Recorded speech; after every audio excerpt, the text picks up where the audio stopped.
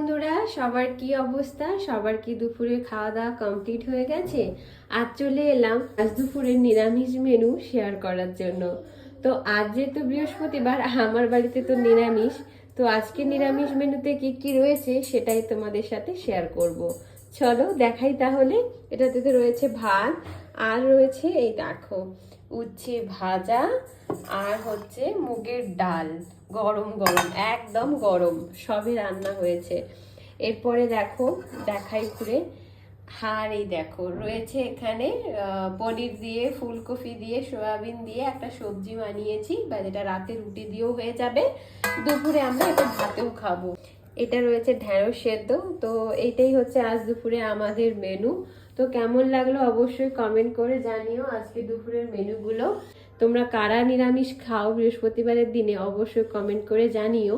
Tata, bye bye.